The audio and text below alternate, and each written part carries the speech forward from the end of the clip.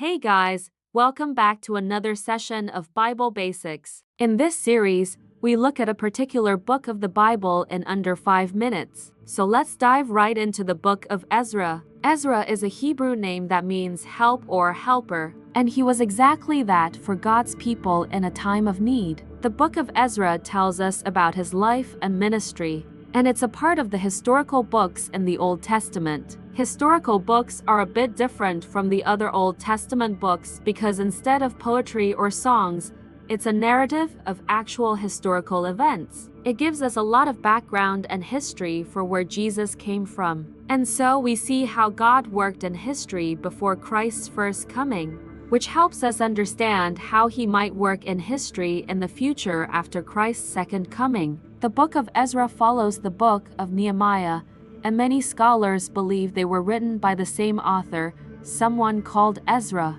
Now, Ezra was a scribe who was very familiar with the law of Moses. He was the one who led the second group of exiles from Babylon back to Jerusalem. They left Babylon around 458 BC, about 130 years before Nehemiah's time. The first group had returned under the leadership of Zerubbabel, but they weren't doing so well. They had intermarried with the surrounding nations and stopped keeping God's law. So God raised up Ezra to come behind them and help them. We see this in the first chapter of Ezra. In verses 1 through 3, it says, "Now, after these things, in the reign of Artaxerxes, king of the Persians, Ezra, the son of Seraiah, the son of Azariah, the son of Hilkiah, a scribe who kept the law of the God of Israel, prepared himself to go up from Babylon. He went up with some men and women, priests, Levites, singers, and the descendants of Israel,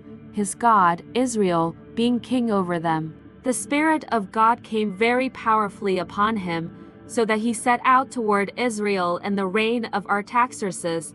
This is the king of the Persians, king over them. So Ezra left Babylon with this group of Israelites and eventually arrived in Jerusalem around 458 BC, and there he began to teach God's law. But it wasn't easy because many of the Israelites had abandoned the true faith and were worshiping other gods. And so Ezra did something radical. He gathered all the people together and confessed their sins, acknowledging that they had intermarried with neighboring nations and were worshiping their gods and had not been faithful to Yahweh. Then Ezra did something amazing.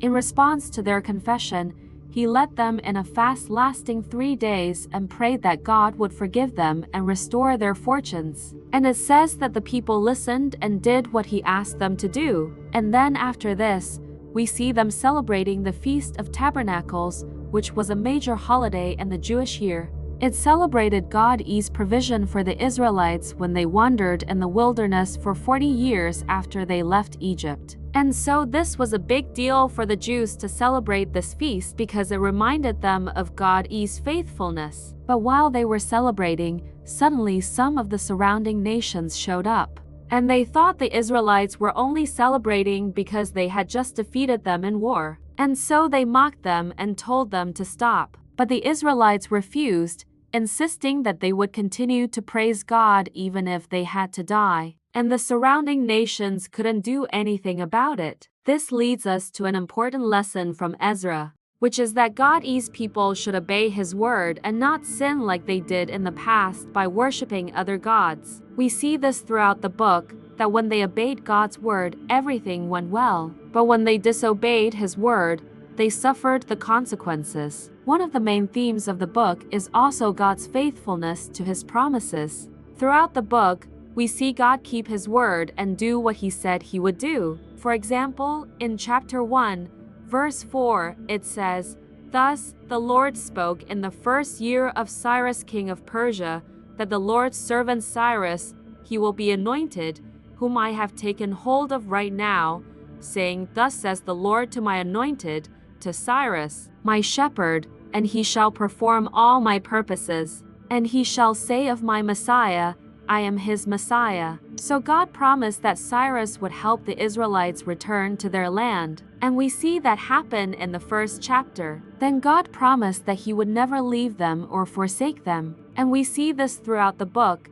that even when they were unfaithful, God was still with them. If you want to read the book of Ezra, I recommend reading it in the New International Version. It's a pretty quick read, and you can easily read it in under an hour. If you have any questions, feel free to comment below, and I'll be happy to answer them. Also, if you haven't subscribed yet, please do so. Thanks for watching, guys, and I'll see you next time.